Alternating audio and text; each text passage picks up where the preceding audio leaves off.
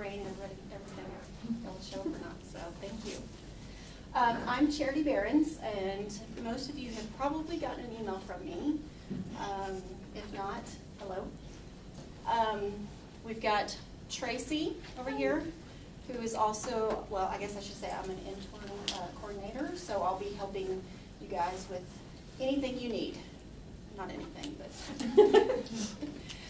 and so will Tracy. Jennifer has been our wonderful consultant in this, helping us redo our BB Learning Shell. Have any of you logged on the last couple days and seen a change? What do you think?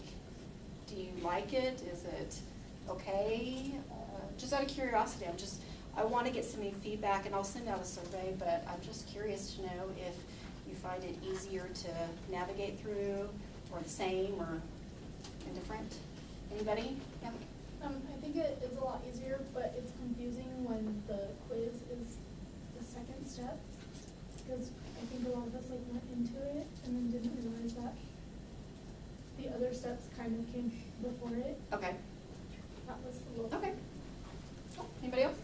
I don't know if it's for everyone, but when I click on the links on this first page, it brings me to an error page. But if I go into the actual steps, then it shows me them. Gotcha. So for every single one, it shows like an error message. That could be, and I'm not for sure on this, but the whole university is switching over to WordPress, and I don't know, Tracy, is this something that could be, or is it something that's just more of a link issue? We can definitely look into it. Yeah, we'll definitely look into it. Again, we're working out the kinks, so thank you for letting us know that. Anyways, I will pass this off to Jennifer, and she's going to kind of go through the steps that you guys will be taking, so to kind of help you out. You know Dr. Bounds. I'm assuming most of you have probably taken a class. No? Yeah? Okay. Dr. Billowitz, or I guess Mrs. Billowitz in the back. She's just joined us in. So anyways, I'm going to turn this over to Jennifer and kind of show you what's in the shell now, and then after that we'll start maybe with if you have any questions, and we'll just kind of go from there. Sound good? Okay, so one of the main reasons why we redid the Blackboard shell was because there was a lot of confusion even among us, because for those of you who don't know, there was a staff person here that did this job for, I don't even know how long Jessica was here, 4 years. And she moved to Phoenix in July or June. I started July 2nd, and so she had a month, but she was in Phoenix. So we got to talk to her over the phone. And we've transitioned, so we're brand new to this. I'm brand new to the school. We're brand new here. And so we didn't know all the steps that needed to be done in what order, and it wasn't as clear in the shell. So I went through, so you can blame me for all of this, but I went through and figured out, okay, what needs to be done in what order to get everything done correctly for the internship. And that's how we came up with this flowchart. So I'm sorry that the links are not working for you guys. For some reason they work for you. Well, click on it, see if and I was wondering if it was because when they copied it into the real deal. But yeah. All right. Well, okay. So let's say that we can't get this fixed and those links don't work.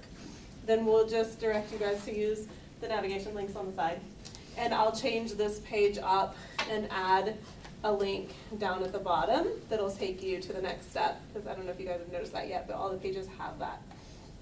All right. So I also understand the confusion with taking the quiz as step 2, but it's not step 2, and I'm not sure how to fix that other than what we've done. But step 1, read through the whole shell. So we've got a lot of background information on what you need to know about the purpose of the internship, what your objectives are, and then we've got additional resources and then frequently asked questions. And you can see I bulleted on the folders what's inside the folder to make it easier for you guys to identify what's in there. You can read over the FAQs, and if none of those are anything you've ever thought of, then maybe you don't have to read them. And then you can see here at the bottom, there's a link that just links you to the next step, so you don't even have to go back to the side navigation. And at the top of each page, it does give you the timeline for that step or those 2 steps, as well as the due date, because I was afraid without that there, we may lose track of those due dates. So just keep those in mind. I did put the stop sign there just so that, like, because the quiz is right there, but you need to read the information that's beyond it. Then, just going back, if you want to go back to the first page, you're going to click on the HS 408 Internship Planning Process link on the left-hand navigation. It'll take you back to the overview of the whole thing.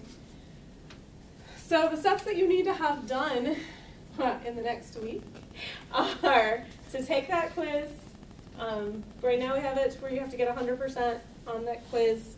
So if you didn't get 200 points, keep going over those questions that you missed.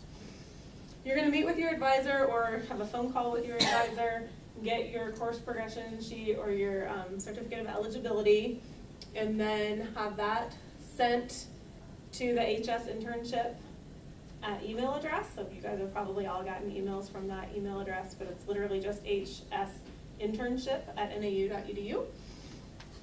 You're going to do these career services modules, which I know have also been an issue of being not cooperative, and that one is because of the website, I think. But they're really quick. I went through them. They take about 10 minutes to go through. So you read through the module, take the quiz, save the certificate of completion. So you're going to have 2 certificates of completion and your resume that you're going to submit here. It just gives us a chance to make sure that your resume looks good before you start sending it off to potential internship sites and then eventually potential jobs. So then after that, come back to our overview.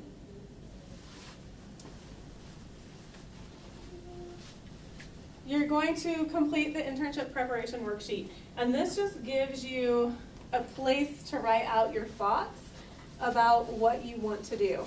So you're getting a degree in public health, and within that, there's a lot of opportunities for you and varied opportunities of things that you can do. So this worksheet, it's a Word document, you can just download it like I just did. And you're going to explore what you want to do. So what are you interested in? What populations are you interested in? What types of settings? What skills do you have, right? Because you all come with unique backgrounds and skills, and so what do you have to offer? What skills do you want to develop? This one's just, something for you to think about, but how are you going to support yourself financially? Which semester? Where are you going to be completing it? Do you want to stay in Flagstaff? If you want to stay in Flagstaff, you're going to set up that meeting with Rachel, and she's got a list outside of her door to sign up for times for meetings. If you're going to intern anywhere outside of Flagstaff, you're going to meet with Charity, and that can be over the phone or in person, especially, obviously, if not you guys can all make it here, but we are recording this, by the way, and so people who may be watching the video could be in other states, and they're not going to be able to come in. But anybody interning outside of Flagstaff is going to meet with Charity to discuss these options and the sites. And you'll just email the HS internship and say, hey, I've done everything, when can we meet, or I have some dates that this would work with me. So just completing this helps to get your thoughts together about where you might want to intern, what kind of setting or populations you want to work with, so that we can help guide you to the best possible site for that internship. All right, so all those steps need to be done before you schedule that meeting with either Rachel or Charity, okay? Or at least before that meeting takes place. You can probably put your name on Rachel's door before you have it done, but you need to come to the meeting with all that stuff done. You're going to come to your meeting, right? Because after you schedule that meeting, step, I think that's 7, is attend your meeting, have that discussion, narrow down those internship possibilities, and then reach out to sites. So especially for people who are staying here in Flagstaff, we have a limited number of sites and locations. Flagstaff's a small town, so we don't want everybody reaching out to every single site trying to find an internship, right? That's why you're going to meet with Rachel and narrow some of that down before we start reaching out. You're going to select your site. You have to notify us because every site has to have an affiliation agreement with an AU. You cannot go and do your internship somewhere that does not have an affiliation agreement. It just protects you as a student, it protects the university, it protects the site that you're working at. So that affiliation agreement is essential. We have sites that have affiliation agreements. So within this folder, this page, there is a list of some of our affiliation agreements.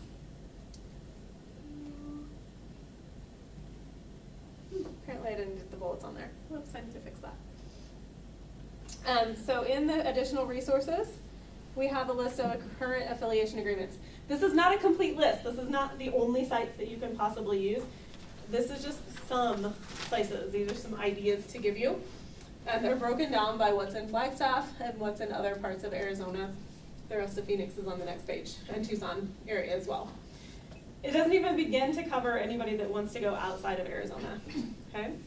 So you will check with Charity if you are going to a site anywhere except for maybe Flagstaff. Rachel might know those, and the sites that we've used before we have affiliation agreements on, and Charity will know if they're coming up due for renewal. But if it's not on this list, if it's not a site that you know that somebody has used before, even if it is, we still want to know. But those sites that haven't been used before, that affiliation agreement can be a lengthy process. If it's a small organization, like it's, trying to think of something that would be Flagstaff Family, the food. Okay, Flagstaff Family Food Center. That's a pretty small organization. They probably didn't put a whole lot of hassle into their affiliation agreement. That one could get through in a week or two. But we have one that somebody is trying to get an affiliation agreement with a health department in Virginia. And we started that one last month, or maybe even in July, actually, because Jessica communicated with them. So it was before the beginning of August. And they tried to email Jessica in mid-August, but she wasn't here anymore.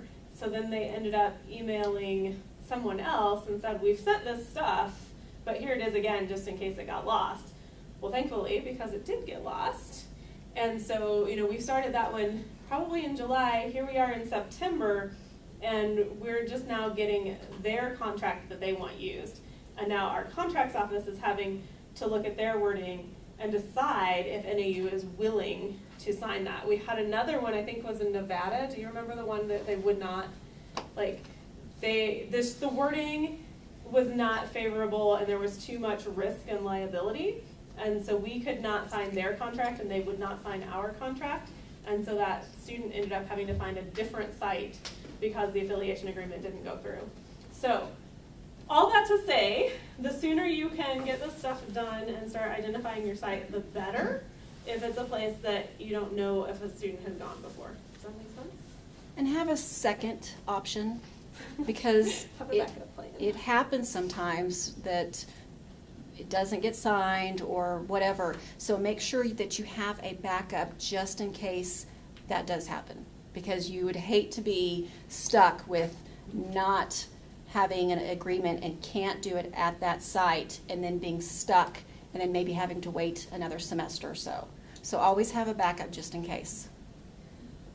All right, so once you have chosen your site and they have agreed to work with you, you've let us know, Charity has started on the affiliation agreement if needed, then you're going to start on your project proposal. So you're going to work with your site supervisor. You're going to pick those 3 to 5 student learning outcomes that you're going to focus on, and you're going to define your project. Remember that your project needs to be actively doing something. It needs to not be admin work, right? You're not going to be answering phones. You're not going to be stuffing envelopes. That should be a bare minimum. And hey, you go to the project proposal page. And we want detail as to what you're doing. So don't say that you're going to plan programs, right? You're going to develop skills related to planning programs, and you're going to do that by planning lessons for Girls on the Run. Okay, that's not enough detail. We need to know exactly what you're going to be doing. Are you going to be writing the lesson plans? Are you going to be the one implementing it?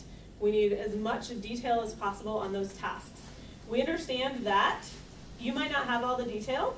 Try to work with your site supervisor and figure out that detail. We also understand that what it looks like today may not be what happens when February or March rolls around.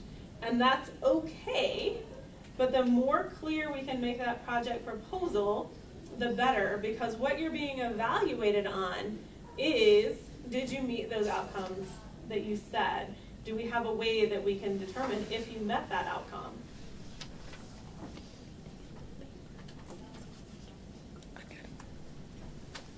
Do I have to think something? Nope. Okay, so you're going to fill out this form. It's going to have your name and contact info, your site supervisor's name and contact info. Your internship dates, those have to fall within your semester dates. So you can't start over Christmas break, right? You can't start until classes start in January. They have to be done before the end of the semester. We need the employment information because if you are interning at a place where you are employed, it impacts your liability insurance. The university covers you from a liability standpoint if you are a volunteer. But if you are interning in a place that also pays you, you are an employee, and you will have to get your own liability insurance. From my experience, student liability insurance is $35 a year. It's not horribly expensive, and we've got some resources that we can guide you to if you need it, but we prefer that you just find someone other than your employer. All right, there's our timetable here. We just want to make sure that you're getting all of your hours in a reasonable time frame. If you are going to work full time and you are going to do your internship after 7 p.m. and only on Saturdays and Sundays, we have to verify that your site is actually functioning, that it's not a place that's only open 8 to 5, and then you're Monday through Friday, and then you're never there when there's actually people and supervisors there. So that's the purpose of that part. And it's roughly, what do we say, about 25 hours a week?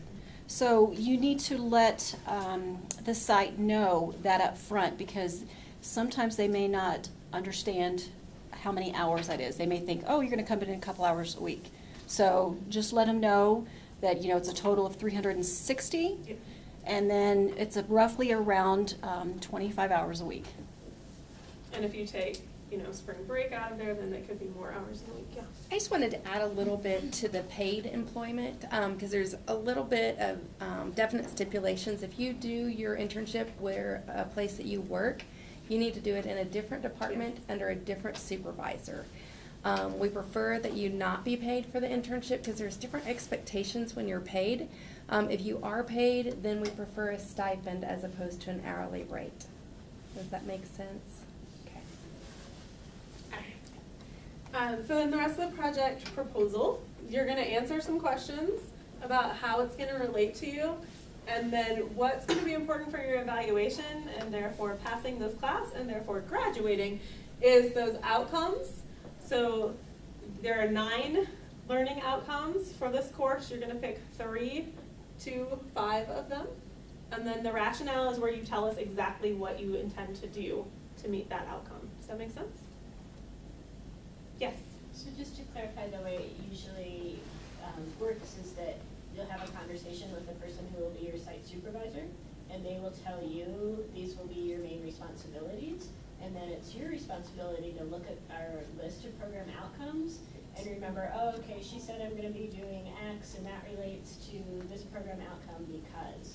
So please don't expect your site supervisors to automatically know what our 9 program outcomes are. You know, because you've been through our classes and you've been learning about our outcomes for years now. So it'll be your responsibility to make those connections based on your conversations with the people who will be your supervisors. Okay. So within Blackboard, there are some tips and hints on how to get your project proposal. Why? I know I put bullets on all these. Why are they not there? So there's getting your proposal approved the first time, examples of acceptable and unacceptable rationales. So if we were to open this one up, maybe. It's going to show you the green is ones that are good, the red is ones that are bad, it tells you why. Don't take it super personally if your project proposal gets sent back to you, okay? We will send them back to you if we need more information. I remember one from the summer that I can't remember specifically which outcome they chose, but I think they chose evaluating a program, and I looked at what they were doing and I'm like, well, this reads more like planning than actually evaluating. And all that student had to do was change the learning outcome. They didn't have to change their activity. Most of the time, we just need more detail to the activity. But occasionally it could be that the activity doesn't fully match the outcome that was chosen, but would have still matched a different outcome. So it's highly possible that it will get sent back to you for some tweaking. So Charity will probably review most of them. I'll probably review some, at least in the beginning, because I did them over the summer, and Charity has yet to have that fun.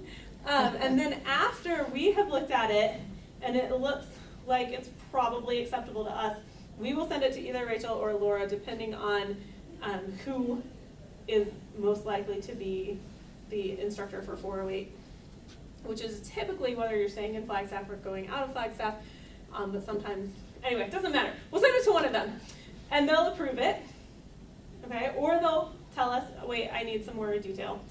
And so once it has been approved by either Rachel or Laura, then we move on to the next step. So notice how there's like down arrow, no down arrow, okay? So as soon as you've submitted that project proposal, you're just kind of in a waiting pattern. And you're waiting for that approval from your instructor.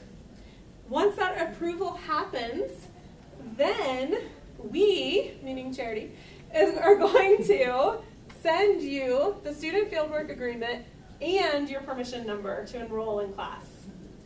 Okay, so you cannot enroll in 408 until you have done all of this stuff and get a permission number.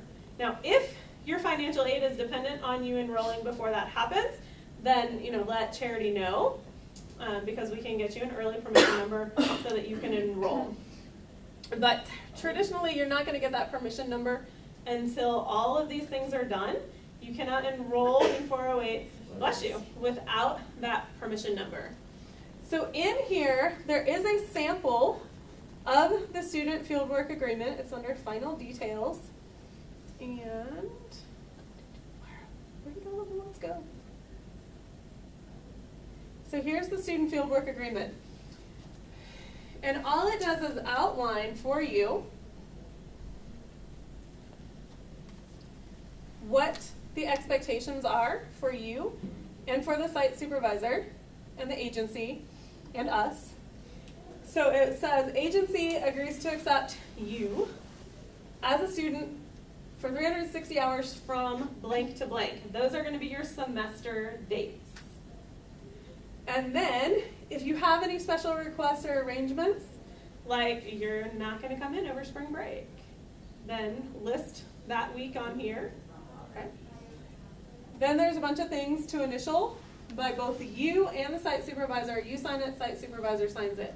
You need to send that back, both pages, because the first page shows that the site supervisor saw what the date range is, and the second page has all the signatures. Both pages need to come back to hsinternship@nau.edu. You can scan it, you can fax it, you can hand deliver it here. We don't really care how we get it, we just need it back. Okay? So notice how this says sample across here? This means do not print it off of Blackboard. Wait for the email from Charity, because what has happened in the past is it didn't have that on there, and students would print it off of here, and the site supervisors would have signed it before that project proposal was finalized. So we email the site supervisor your finalized project proposal and the student fieldwork agreement. You're copied on that email so that, in theory, the site supervisor has read your project proposal, knows what they're agreeing to. Okay? So you're going to get this back to us as soon as you can after that, but it has to be in before the beginning of the semester. And I think I covered the gist of it. So what specific questions do you guys have about this process? Yeah. I know for the quiz, one of the questions, and it's obviously in there, but one of the questions said that we're only allowed to take one class with our internship, but I have to take 2 classes, which are both electives, with my internship. Is that like Okay. possible to do? We can talk about it. It really depends on many different issues. Number one, you need to make sure that the class is not one of your required classes, right? Okay. Everybody in the room is totally clear. You absolutely have to have all of your required classes done, right? In general, the reason why the rule is only 1 is because we want you to focus all your time and energy on your internship. We want you to show up bright-eyed, bushy-tailed, ready to go, do your best work every single day.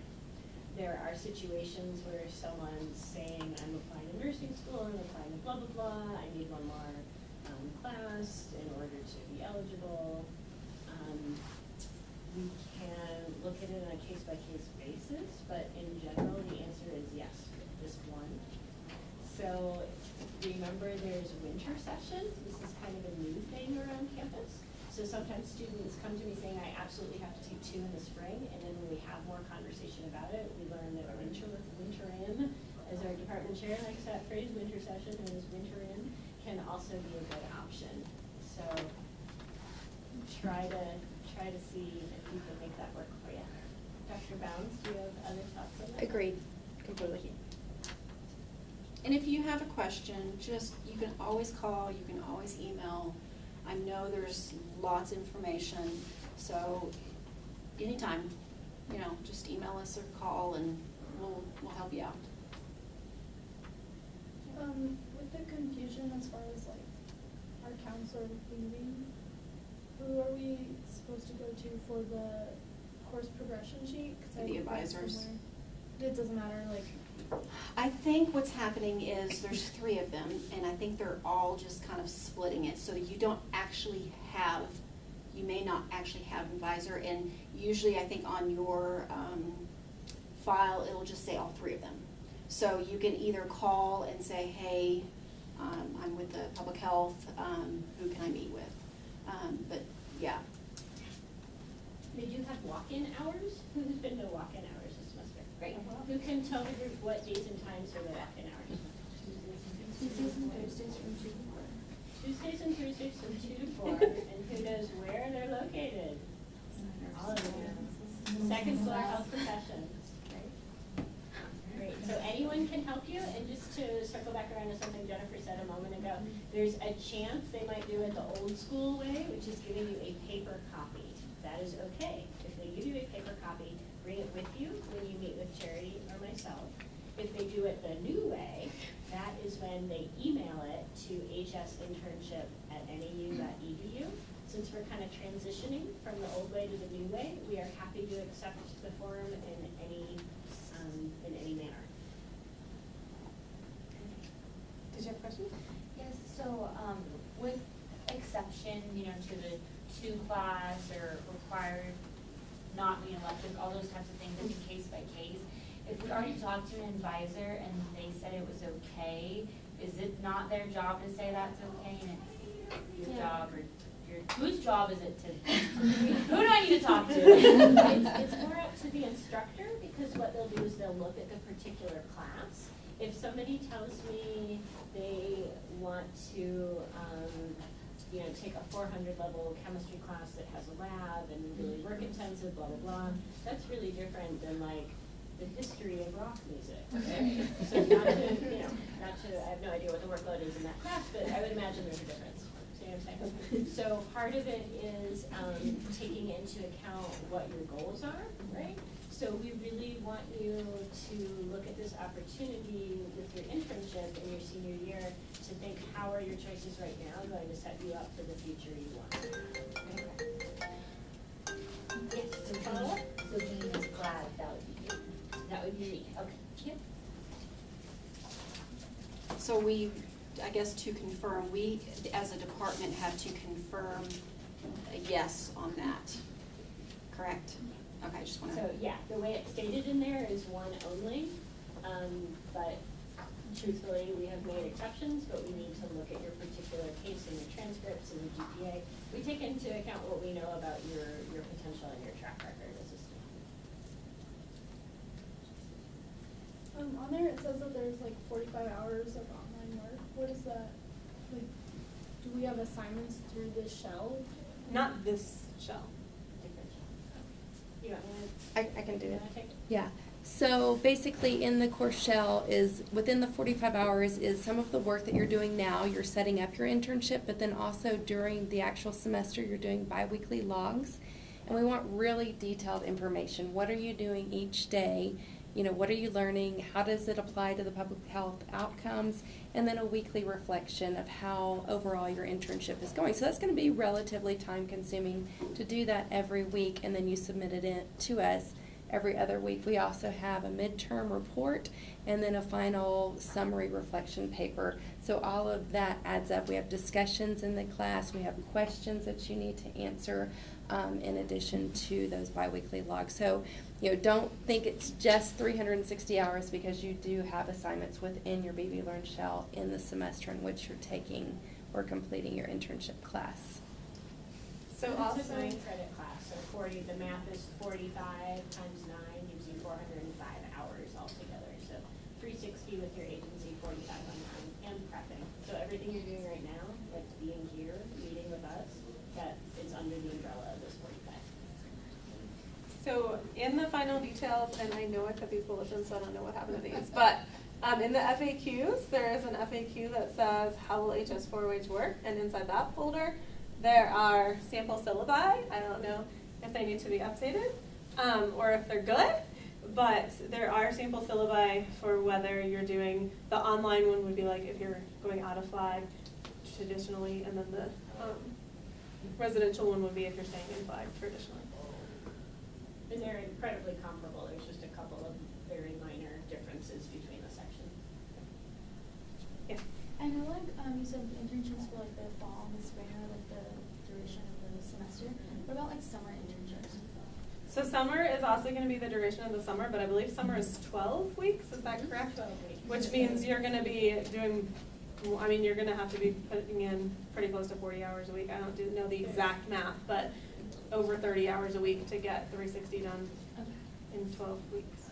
Well, no, 30, I mean, if you started on day one and you ended on the last day, it would be, You finished a little yeah. early, so it's like 33. Yeah. Yeah.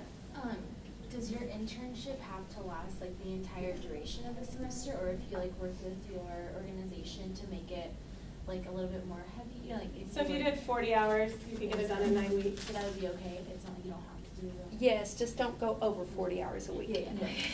And that's something you would tell us on the project proposal, so we would know in advance if that's your game plan. Any other questions?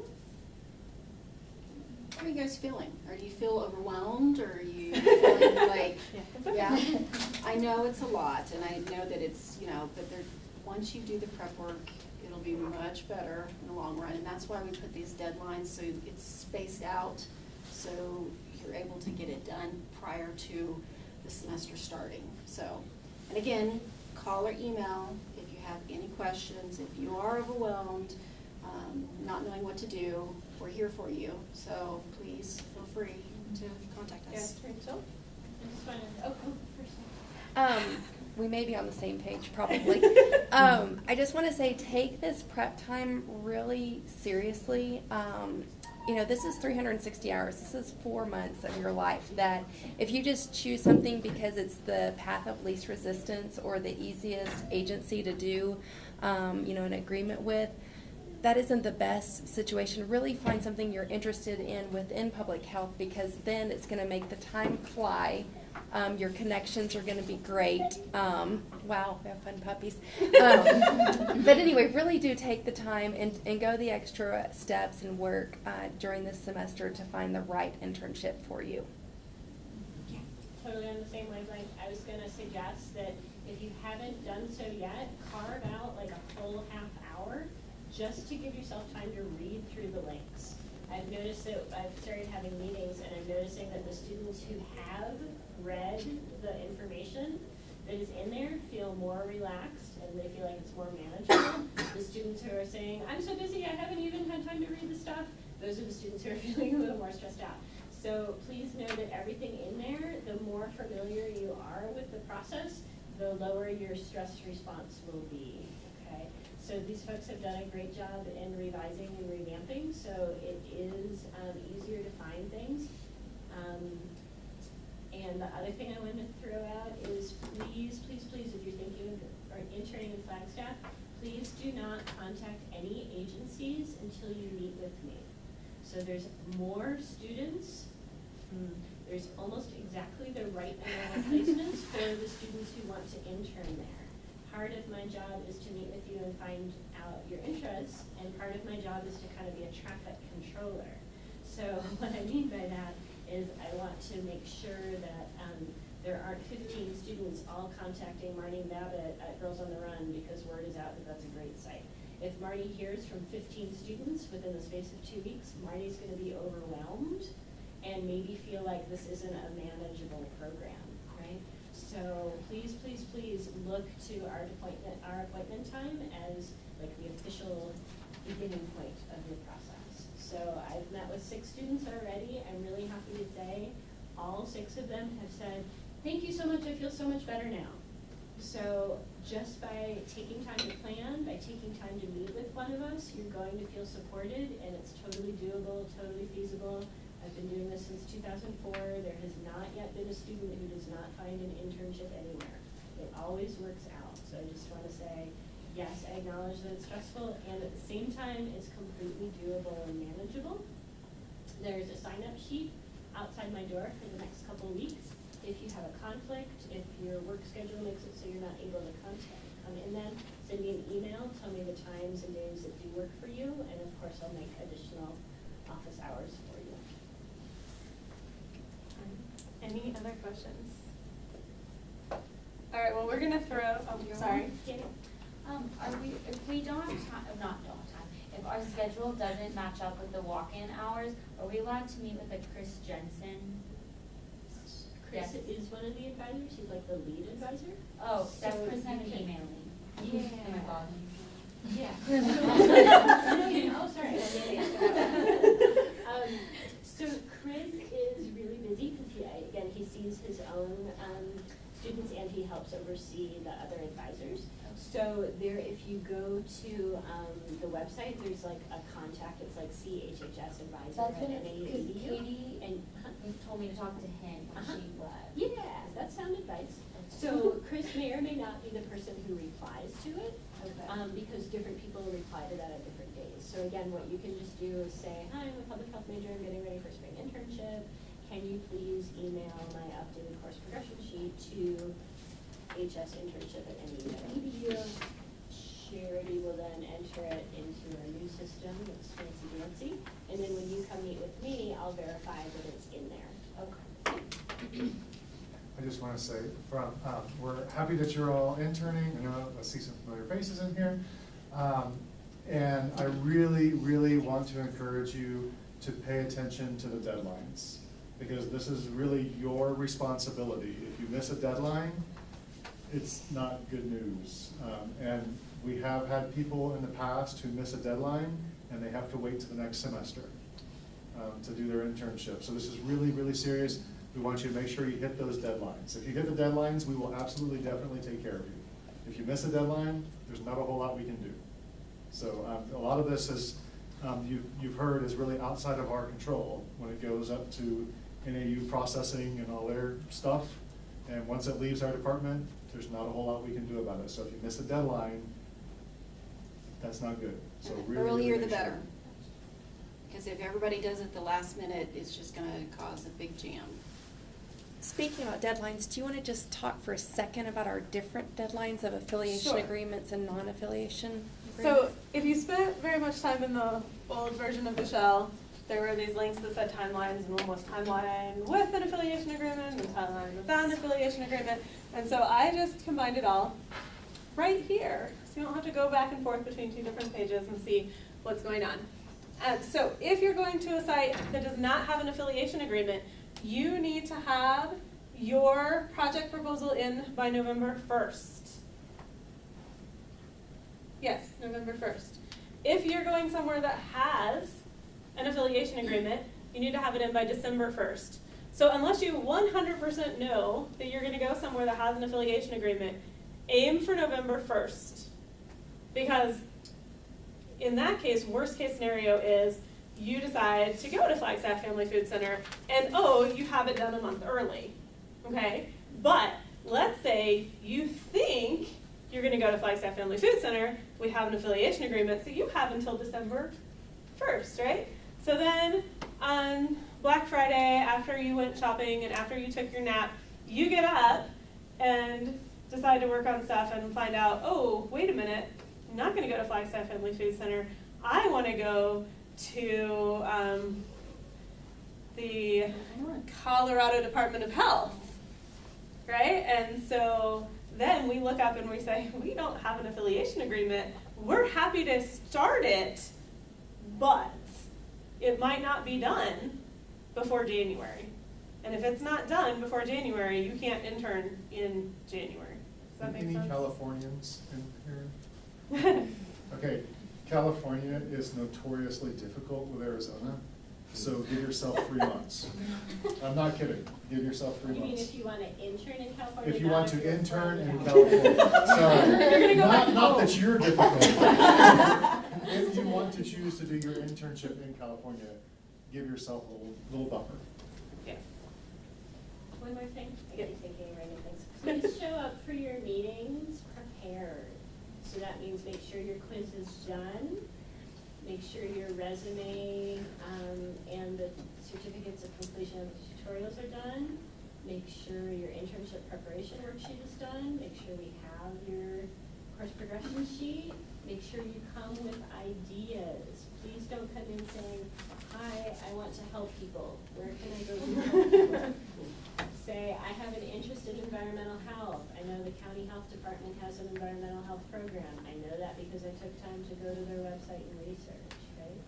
It's also really helpful if you can be more specific, like how I just said, county health and environmental, right? So it was an agency and a program. If a student comes in and says, I want to either go to Flagstaff Medical Center, Coconino County, or North Country, I'm going to say, great, which particular program are you interested in? Because those are big agencies and they have a lot going on. There are multiple opportunities within each of them. What I'm hoping to see from you is that you have taken that time to go to their websites and see all their different programs. So the more legwork you do before you come see us, the better able we will be to help you. If you come in and you don't have all your ducks in a row, we will say, oh, I'm so sorry, but I can't meet with you today. So that means you will need to sign up for a later time. And it means you will have taken the spot of another student who might have been hoping to see us that day. So it really works well for the whole community here when everybody shows up ready to go. And if you're trying to schedule with Charity, she's going to double check and make sure that she has all of these things. And if she doesn't, she's going to tell you that she doesn't have them and we can't set the meeting yet. And then you're going to say, but I met with my advisor and I have my course progression sheet in my hand. And then we'll say, great. But anything else that's missing, you got to get it in. Yeah, I'll confirm that when you email me and say, hey, let's meet. So I'll just go and make sure everything's, you've done everything, and then we can set a time. So, yeah. Any other questions before we add to the? Okay, we have one other thing, and then we'll let you go. If you have not signed in, if you would, please sign in before you leave. And please feel free to take any other snacks with you if you want.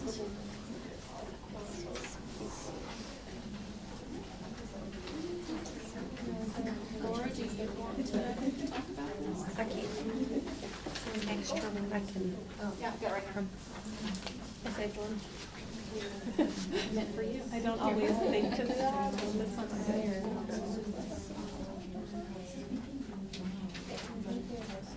All right, to save everybody from reading this, I'll give you a quick overview, but we definitely wanted you to see all the nitty gritty in here so that you can think through what your best options are. The reason that we wanted to give this to you is that this does not go into effect as an option till fall of 2019.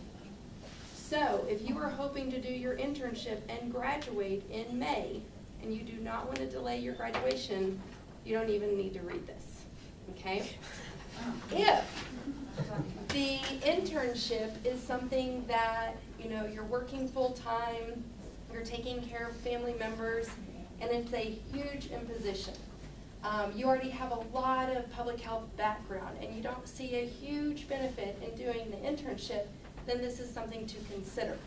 And then, like I said, it comes into effect as an option fall of 19. So the earliest that someone could graduate by doing this would be December of 2019. If you elect to roll forward into the fall 19 catalog, what that means then is then you also have to take HS 410, HS 417, and special topics or settings course out of a list that we've provided down at the bottom of this, okay? What am I missing, Rachel? So the most important part is what she said at the beginning. If you want to graduate May of 2019, this is not something for you to consider. If you go this route, you're embarking on a totally different game plan. It is your option, but again, you want to think about what your plans for your future include. And what we didn't want to do is roll this out in fall of 19 and have some students say, gosh, if they had only told me, if I had only known, I really would have liked that option. So we feel like this is, you know, helpful to individuals, especially probably in 306, who might be a semester behind you, to consider these options. We are not saying we don't want any of you, you know, to not do an internship. We think the internship is incredibly valuable. We'll still think that in fall of 19 and fall of 2020 and so on. But we do want to just let you know that this rollout, this change in the curriculum is coming, and that we are adding courses for all public health majors, regardless if they choose the internship or not, beginning in fall 19, that they would need to take those additional courses, okay? If you have questions about that, talk to Dr. Bounds or Charity or myself, and we'll help you sort through your thoughts. Okay, great. Thank you guys for coming.